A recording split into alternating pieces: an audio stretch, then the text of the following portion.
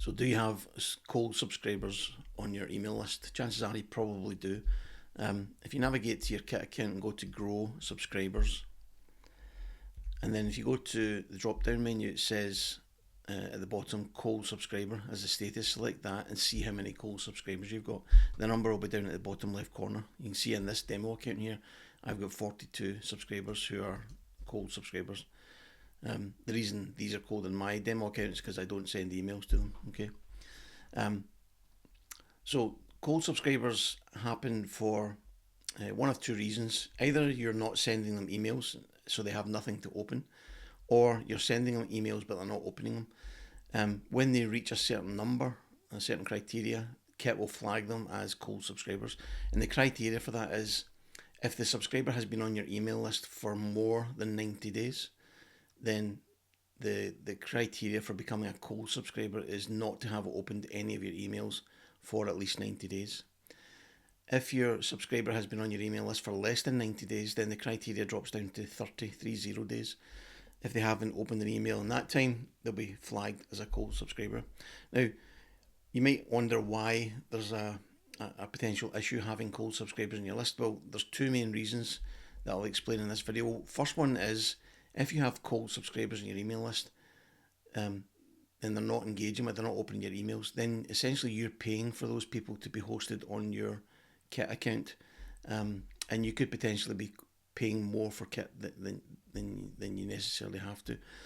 But the second reason, and probably the most important one, is that having cold subscribers can negatively impact your email deliverability rate. And what I mean by that is, let's say you have 1,000 email subscribers, and let's say half of them were cold, so 50%, 500 of them were cold subscribers. It means that every time you send 1,000 emails out, immediately those cold subscribers are going to reduce your open rates by 50%. So then you only have 500 or half of your email subscribers from which to get emails opened and people clicking and engaging with them.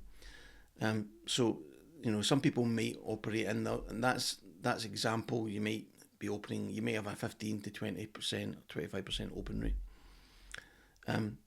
Contrast that with getting rid of those 500 subscribers and only having 500, and every time you send out 500 emails, they're all engaged. They're all, not necessarily opening every email, but they're opening, regularly. They're opening emails and engaging with them. And the amount of people who open your emails is one of the things that is tracked by people or companies like Google, Yahoo, Apple, Microsoft. If you continually send out a whole lot of emails and they just lie in the spam folder or in the inbox unread, then that can be perceived as a negative indication to those companies. And if they do find that that's the case, they might then start to feed your emails into the recipient's spam folders rather than their mailboxes. So that's the two main reasons why you don't really want cold subscribers on your email list. What to do about cold subscribers? So there's the common approach of try to re-engage them. Send them content that is going to stand out a bit more in their inbox. So for example, in my re-engagement sequence, my first email says something like, it's time to say goodbye. And that as a subject line is more compelling to look at and to open than perhaps some other email titles. And just being able to get them to open that email, then you can see inside the email, it looks like you're not engaging, you're not open, you're not finding value in what I'm sharing. And that's fine. If you want to unsubscribe, just click the button here and it'll remove you from the list. But if they decide, no, I do want to stay on the list and engage, then at least you've given them the opportunity and they might start engaging in your content again. The other thing that I do in my Kit account, and you could do in yours too if you want, and I recommend you do, is have an auto clean process. So I have an automation that runs that every single person who joins my email list is fed into. When they join that automation, I regularly check every 90 days to see if they are flagged as a cold subscriber. If they are, I move them into a re-engagement sequence. I then wait another 10 days to see if they engage in those emails. And if they don't, I just unsubscribe them from my list. And if they do, they come out the automation and go back into the top of the automation again to start that process, that 90-day process again. So that way I'm keeping my list nice and clean. I know that when I look at my subscriber list, I know there's no one on there who has not opened one of my emails in the last 90 days or so.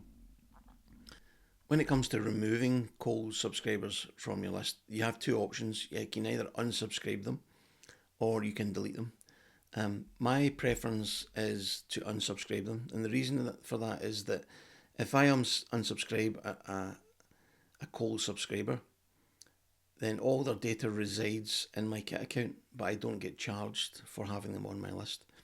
And it means that if they come back to my list at some point in the future, then I still have all that historical data about them, what they downloaded, how they joined, what tags they had, all that kind of stuff, all that information is still available to see inside their account. And that helps me, make it a better experience for them if they do resubscribe at some point. Whereas if I delete them, they're gone from my list. And if they come back again, they're treated as a brand new subscriber, someone I've never seen before. And, by virtue of that, they may start to receive emails that they've already received from me before. So it's a personal choice, but that's how I manage mine. So that's what cold subscribers are. That's how I manage them inside my Kit account. And I've given you a few options of how you can manage yours and yours too.